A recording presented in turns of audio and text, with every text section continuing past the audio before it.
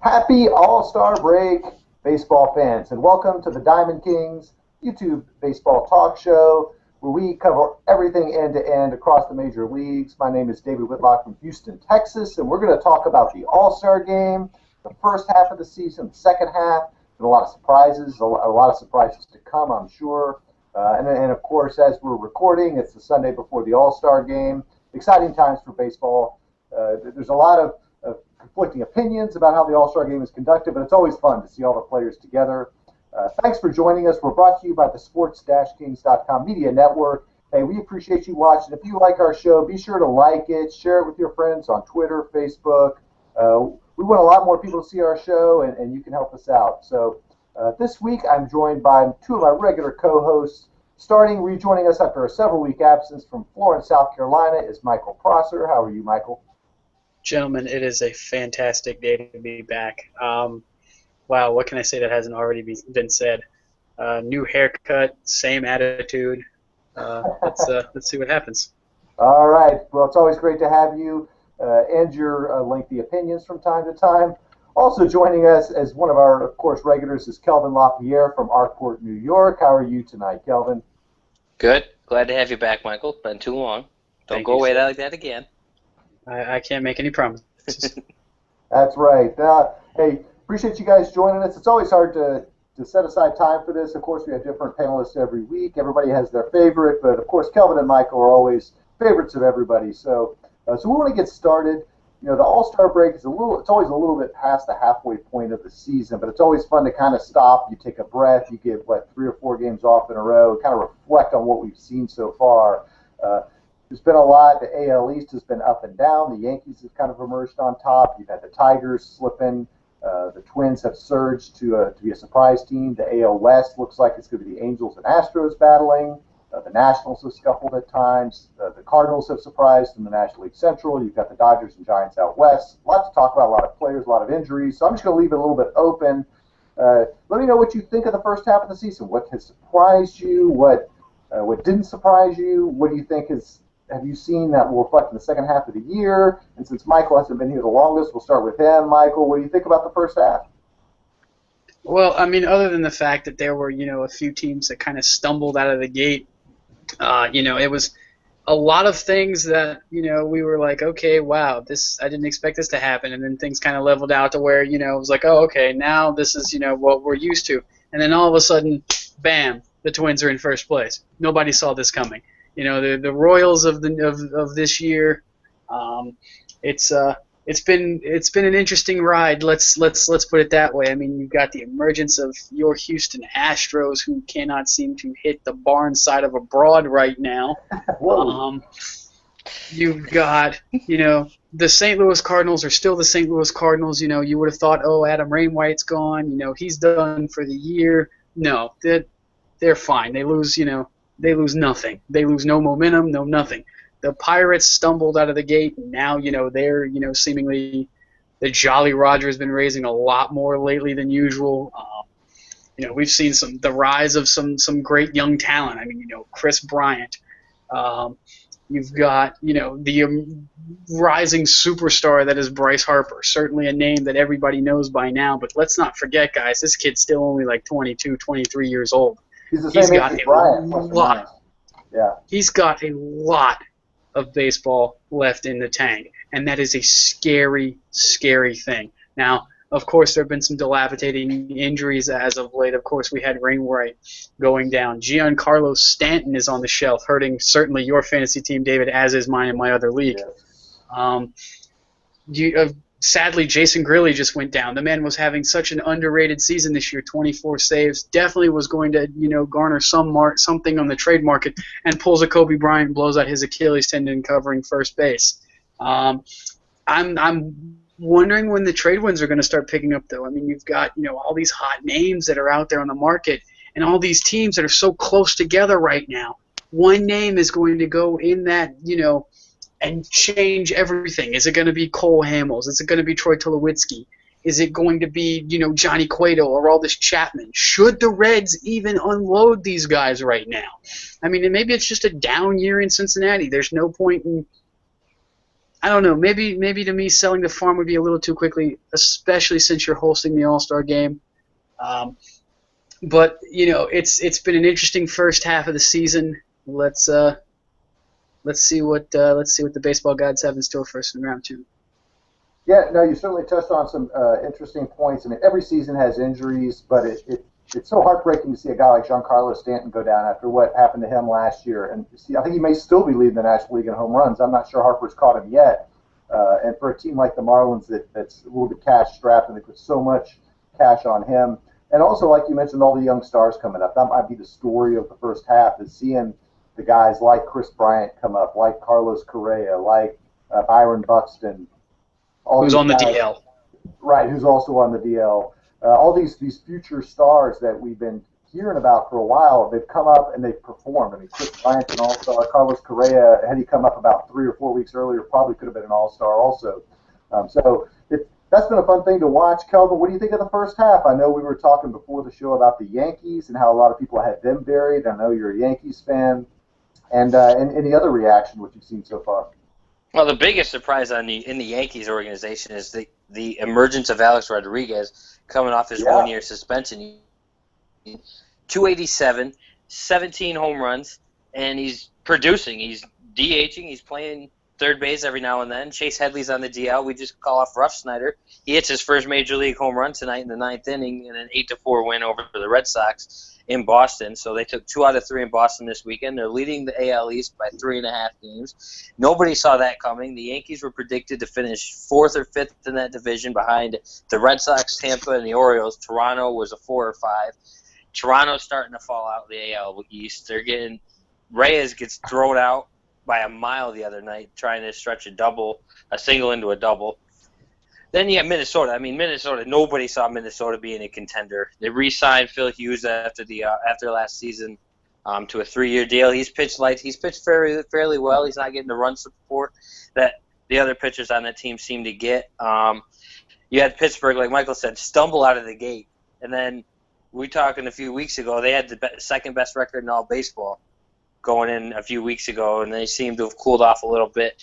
You had the Angels stumble out of the gate. You had Josh Hamilton's name in the news during the offseason, and then gets traded back to Texas, and is seemingly – you haven't heard much about it since then, which is what we all said that he needed. He needed to go to that smaller market ball club, get out of the big bright lights of a big city, and let his career regenerate down there. Giancarlo Stanton getting a freak injury like Mark Teixeira with a wrist, swinging a bat, pops, breaks a bone in his hand. He's out for 6 weeks.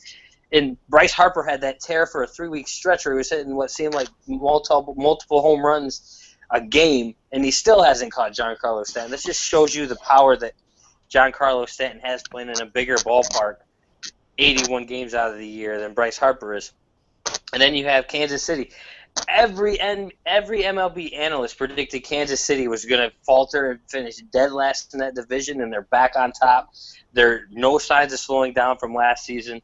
They had 8 people at one point to start the AllStar game, and then MLB stepped in and found out that there was like 1 million or something votes that shouldn't count because there was like same people voting, and their system was messed up, or Kansas City Royal executives or something forged a bunch of stuff into that.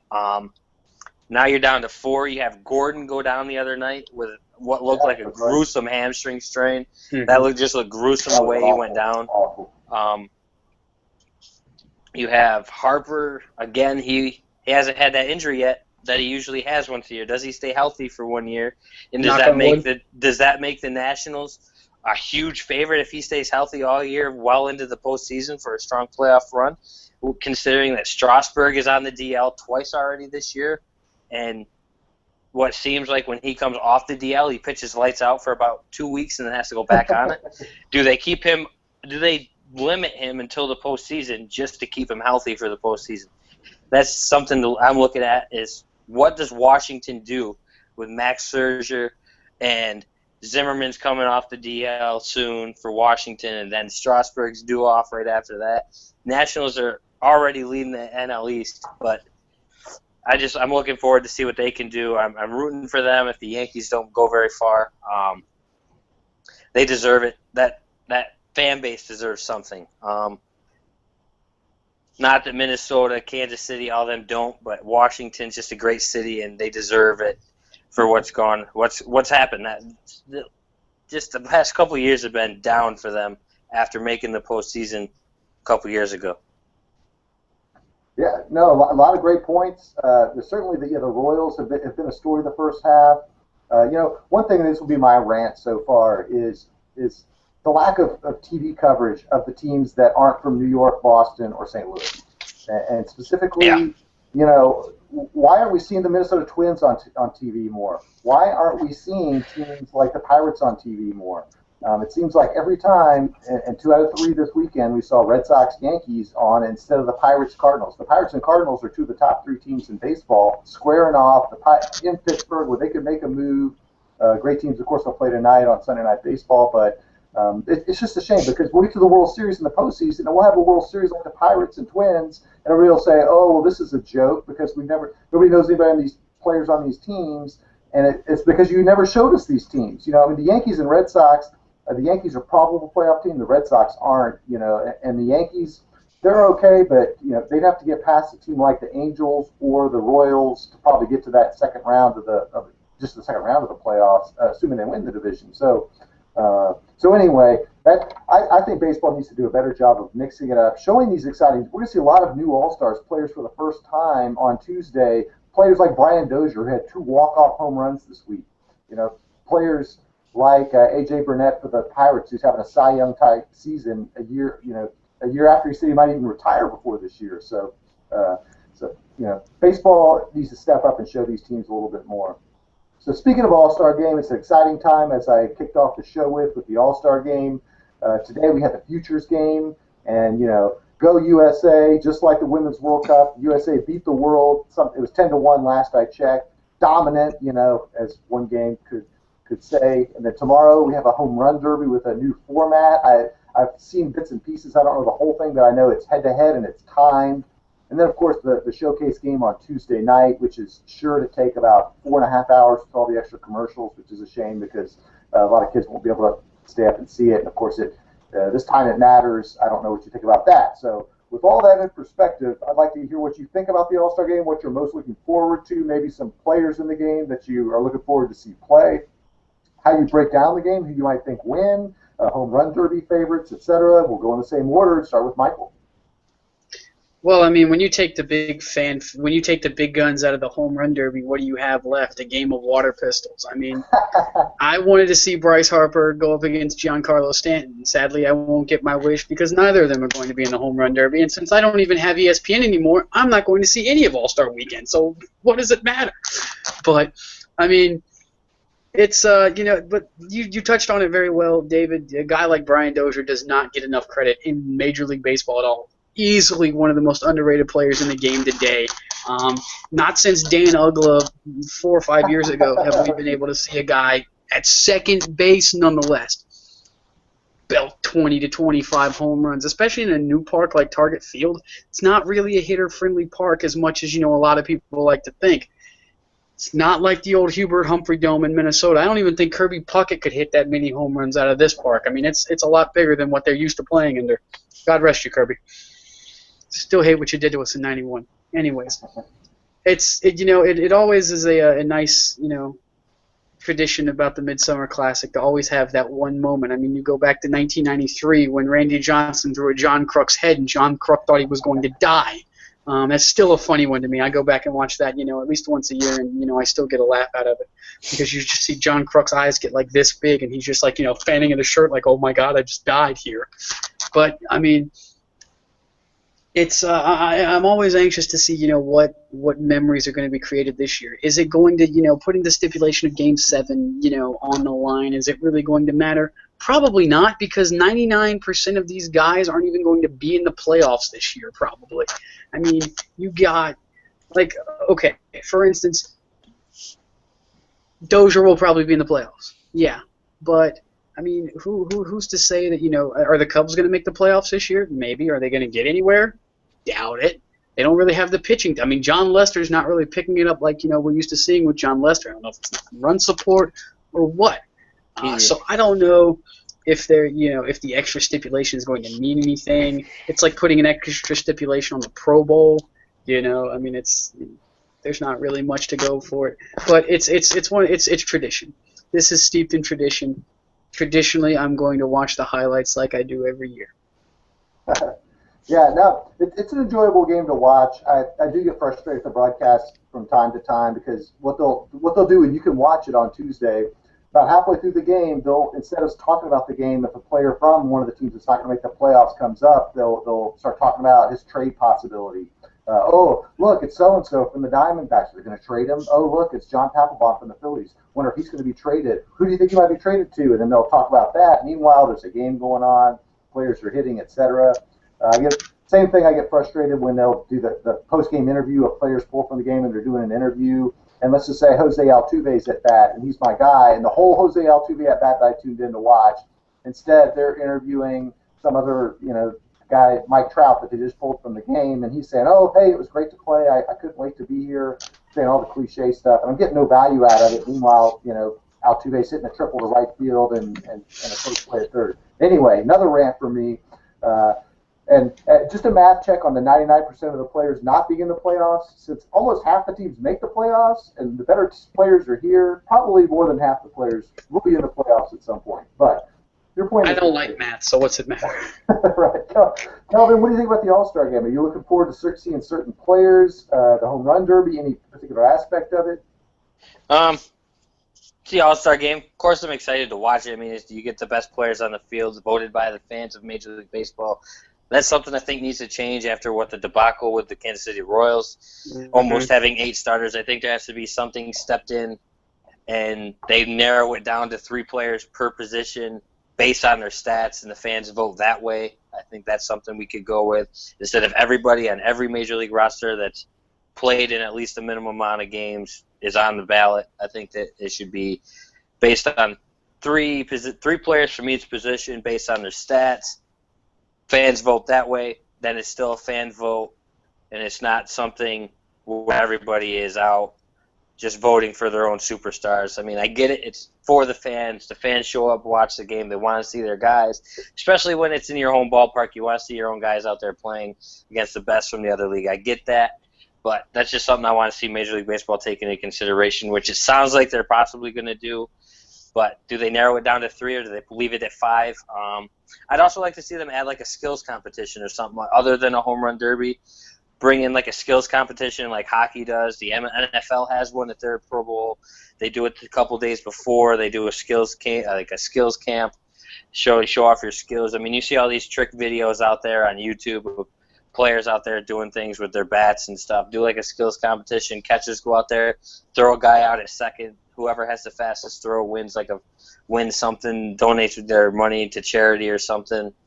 The home run derby, I'm looking forward to seeing Albert Pujols back. I'm with Michael. I wanted to see a Bryce Harper and a Chris Bryant go head-to-head against each other, or Giancarlo Stanton go head-to-head. I'm disappointed that Harper's not doing it just because his father can't pitch to him. I get that that's a big moment that you want your father to pitch to you, but I'm sorry, your father's done it once. It's okay. Let your pitching coach have an opportunity to go out there and throw you and see if he can win it with you. I get that it's special to have your father out there throwing you some pitches. My favorite memory of the All-Star Game, though, is when the year that Cal Ripken retired and he was voted to play third base instead of shortstop. Alex Rodriguez was voted in at shortstop, and Alex Rodriguez moved over to third and had to literally force Cal Ripken to take over short. That's probably by far my greatest moment as an All-Star for an All-Star Game, is seeing that, letting Cal Ripken have his traditional spot at shortstop during the All-Star Game. Another one that's happened 2 days ago was the anniversary of it. Derek Jeter's first All-Star Game home run, which was in 2001.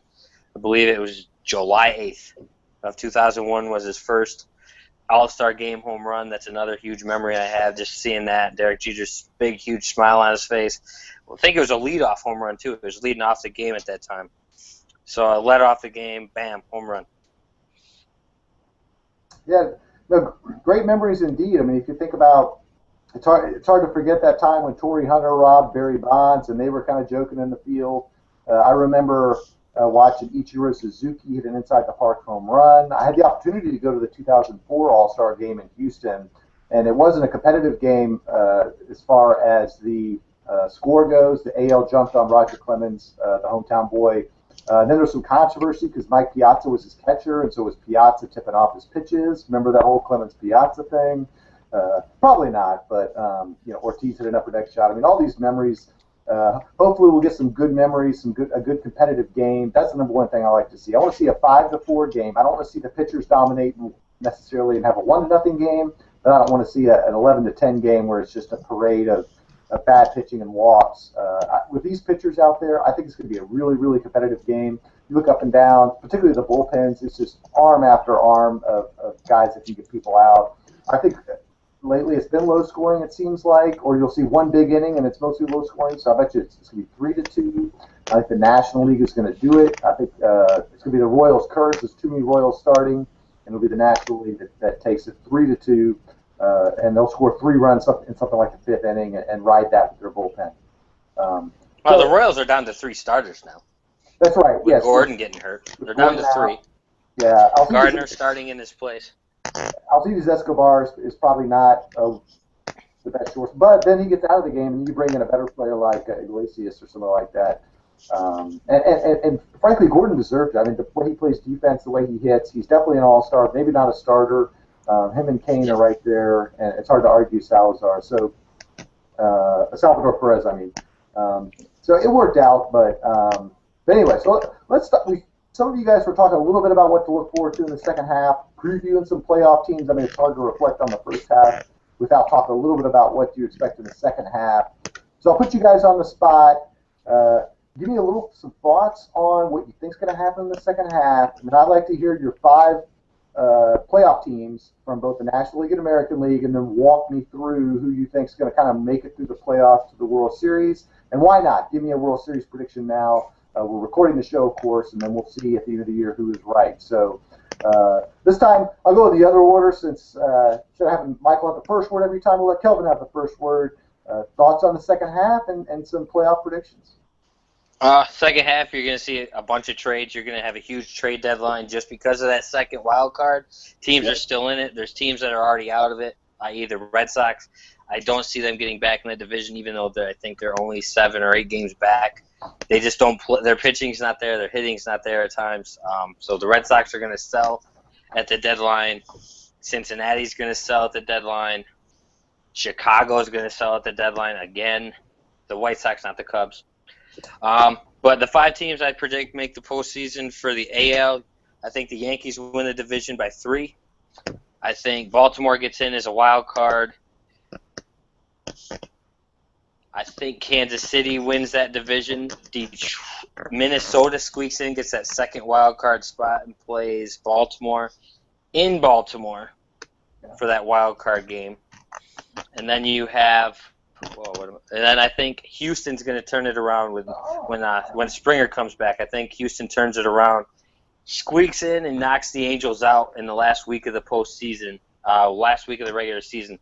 So I think those teams play in the last week, which I think that's what it's going to come down to, is that head-to-head matchup in the last week. I'm glad MLB made it division games the last week of the season. Makes it a little bit more interesting for teams that are close. Makes them so they can't rest their players as much like they do in the NBA going down the stretch. The NL, I think it ends up being the Dodgers, St. Louis, Pittsburgh, the Giants get it. Did I say the Giants already? Nope. The Giants get in as a second wild card slot. What division am I forgetting in that one? East is Washington. Yeah, at least Washington's going to win it. Washington has by far the best pitching depth so far this season when it comes to the NL. I predicted that LA would have it, but Zach Greinke is probably their best pitcher right now, even though Kershaw just pitched a complete game the other night. He seemingly turned it around the last few starts out. Didn't have any run support there where he lost 3 straight. He had like a 2.3 ERA and lost 3 straight because his team wasn't scoring. Team's still not scoring when he pitches, though, but he's getting wins now. I think Washington makes it to the World Series if their pitching stays healthy, i.e. Steven Strasburg has to be in that pitching rotation the whole postseason. He can't miss the divisional round or else they're done. even though they have the pitching depth to get through a 5-game series without Strasburg. But if he doesn't pitch then, I think they're done because he's like a heart and soul of that lineup when it comes to it. Scherzer, he's pitching lights out, but I think Strasburg needs to be in there for them to win it. And the AL, Kansas City again. They haven't slowed down. I'm sorry, I'm a Yankees fan. Yankees, yeah. I'm a Yankees fan, but I got to be realistic. The Yankees have 2 pitchers right now that are pitching well. Besides that, Ivan Nova, he's pitching well, but how long is that elbow going to hold up after his first year back from Tommy John? He's on an innings limit. Is he going to reach that with how well he's pitched before the postseason gets here? Pineda and Tanaka are there. CC Sabathia's got a 5.75 ERA. Hasn't pitched worth anything this year. Evaldi. The Yankees are talking about trading for 2 starting pitchers at the deadline, i.e. Samardzija and Hamels are both names that have been thrown in there. They did just pay Troy Tulowitzki's foundation off that they had a bill for in New York City. The New York Yankees paid it off for his foundation. Is that a sign that they're going to try and go get Troy Tulowitzki at the deadline and 1 pitcher to repair that shortstop error issue that the Yankees have? But that's just so I think Kansas City gets back. They just seem to have the hitting that go with it. Detroit, I think it ends up being Kansas City and Baltimore. In the ALCS, Kansas City wins it, goes on to the World Series. In the NL, it is Washington versus LA, the 2 teams that I think have the best pitching in that. Washington wins it just because their pitching has been better overall throughout the year. Washington wins the World Series in 6. Well, no, not bad. I think you in your National League, I think that was pretty much the 5 teams that made it last year from in terms of the playoffs, and they're all right at the top now: Washington, LA, St. Louis, Pittsburgh, and of course San Francisco, which ended up winning it. In the American League, I can't argue your picks either. I might have some doubts about my Astros, but they're on a horrible streak right now, so I'll leave that for my segment. But Michael, what do you think about the playoffs, second half overall, and give us some playoff predictions? Well, like I said, I'm waiting for the trade winds to start blowing. With all these teams that are kind of clumped together, I'm waiting for one team that's going to, emerge out of that and fly the flag for the second half. One guy that I really want to keep my eye on just periodically is Daniel Salazar, the pitcher from the Cleveland Indians. The guy is quietly having a great year, 8-5, sub-3 ERA.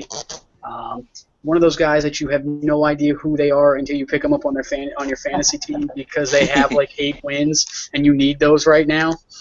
He's every once in a while he'll have a bad game, but it's the Indians. Come on, they're awful. Let's face it. But as far as it comes with the playoffs, it's Washington and whoever the hell else. I don't even care because they're going to run away with this. They've already ran away with the NL East because the NL East has been so maligned and so ridiculously awful this season that I don't even watch it anymore. It's just so bad. The fact that the Braves got beat in 4 games by the Colorado Rockies. And I'm not talking about just losing. I'm talking about they lost 11-3 today. 11-3 today. Atlanta has the 3rd worst bullpen in the major leagues. It's probably gone down to the worst bullpen in the major leagues. Why John Hart never did anything about that when we were, 2-3 games out is beyond me. But I digress. That's why I'm here doing this, and they're there wasting our money. So obviously Washington's in. Done. St. Louis, punch your card. You're guaranteed. L.A., whatever. Fine, sure. Why not? Because, again, like the NL East, the NL West is pretty much the same thing. It's always going to be San Francisco, and it's always going to be the Dodgers. So you might as well just punch that ticket there, too, with San Francisco. Let's get Pittsburgh in there because as of right now, Garrett Cole is having one of the best seasons in his young career, and nobody is talking about Garrett Cole for a Cy Young at all. And that is stupid. You guys need to start because quietly he's already got what? I think he's 10. He might have 13 wins or something like that. There's not a lot of firepower on that team aside from Andrew McCutcheon, who had his statistical slow start like he always does, and all of a sudden, boom, he's swinging a human torch right now and walking his team off and everything like that. The AL is a little bit trickier. Yeah, I'm going to give the Yankees that division. I'm going to give, and I know what you're thinking. You're thinking, are you kidding me? Tampa Bay. I am going to say they squeak by.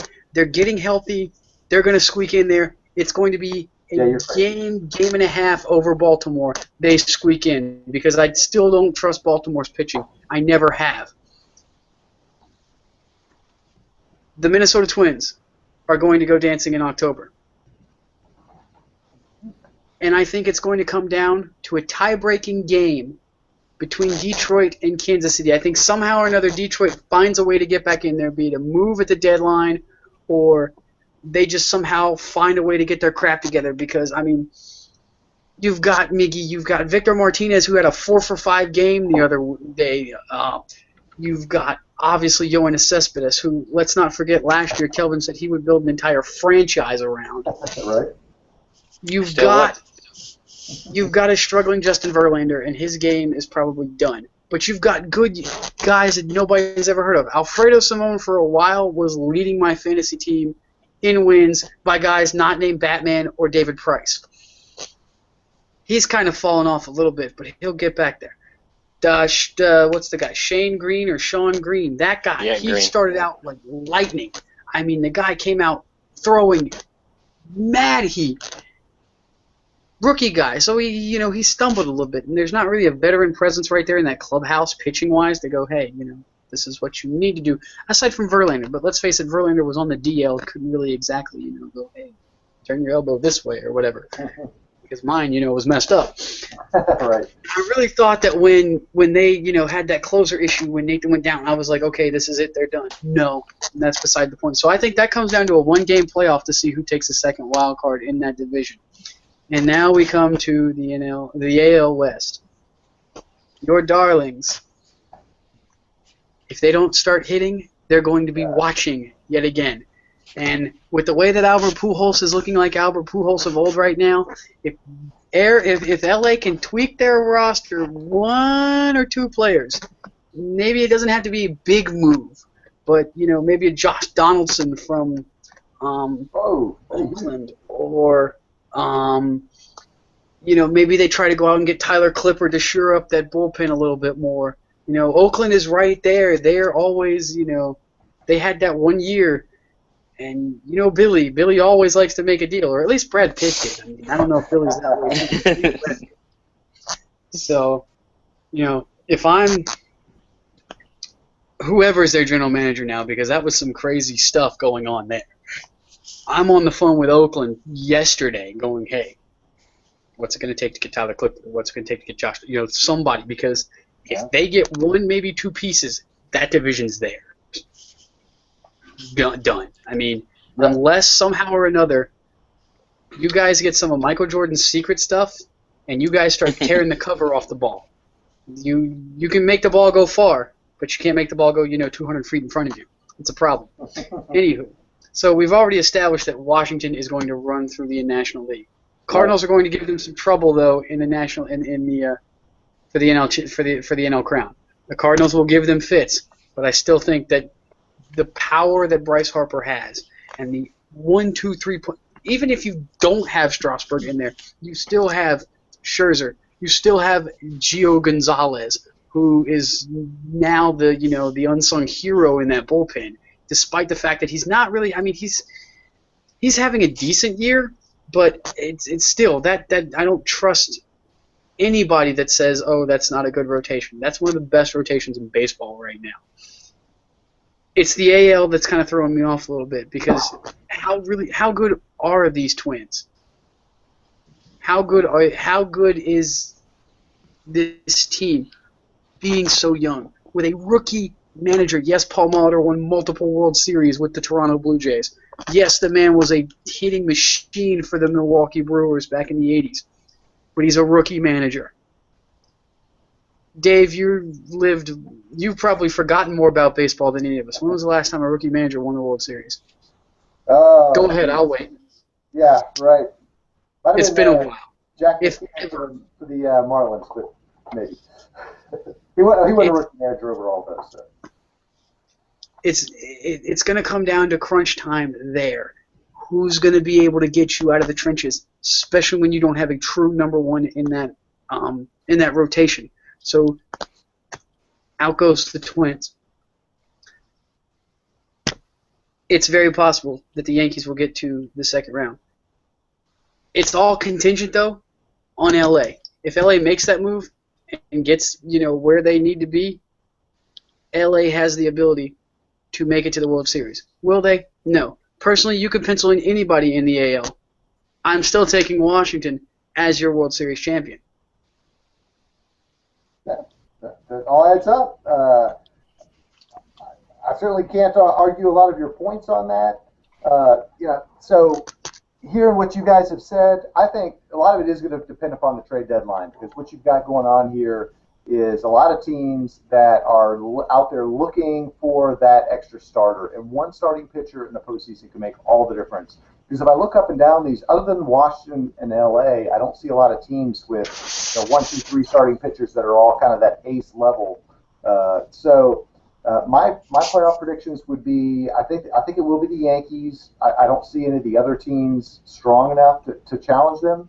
I think in the Central it will be the Royals. I think the Tigers will get that wild card. They will overtake the Twins. The Twins will regress a little bit. I think the Angels will come out of the West, and I think the Astros will make the wild card. Fingers crossed. I'm not sure, but I think they have enough offense to carry them if they can get guys like Jed Lowry back, George Springer, and make that run. I think if the Yankees can get an extra starter to go in the playoffs, get some of the guys that Kelvin was talking about, I think it's theirs for the taking, because the Royals starters aren't that impressive to me. But all that being said, I'm going to go with the Angels out of the West. They had the most wins last year. They're surging right now. They've got Trout and Pujols, and plus a deep lineup with a lot of parts. Mike Scioscia knows how to win. So it's Angels out of the American League. Nationally, like you guys said, it's hard to argue with the 5 teams from last year, but I'll change one of them. So we'll have Washington out of the East, St. Louis out of the Central, the Dodgers out of the West.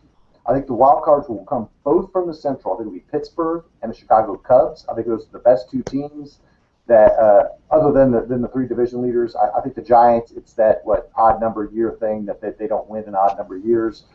So then you'll have that wild card between the Pirates and Cubs. Whoever wins that will play the Nationals. The Nationals will have the best record. I worry about that short series. I don't think the Nationals have ever won a postseason series. They play these epic battles against teams like St. Louis and teams like the Giants last year that goes like 18 innings. So I think the Nationals will get out of that. I think the Dodgers will beat the Cardinals, and I think the Dodgers will make the World Series. So yes, it will be a Beltway series or whatever they call it out. It'll be LA against LA. I think both teams have the starting pitching, the hitting to do it. And I'll go and say it's going to finally be Don Mattingly and the LA Dodgers to win it. Particularly if you think about what happens if Kershaw really gets going like he can be with a Greinke, and they're in the market for another pitcher too, and they could shore up that bullpen. They've got so much young talent with Turner and Jock Peterson to go with Puig, who's been underachieving, Adrian Gonzalez, who's in the MVP discussion, Grandal, who's been solid. So they have a lot of room for growth there. So LA and LA. It's been a great discussion, guys. The second half is going to be exciting. Fans are all looking forward to this week, seeing that All-Star game. I thank both of you for joining us. For Kelvin and for Michael, this is Dave. We'll see you guys next time on Diamond Kings.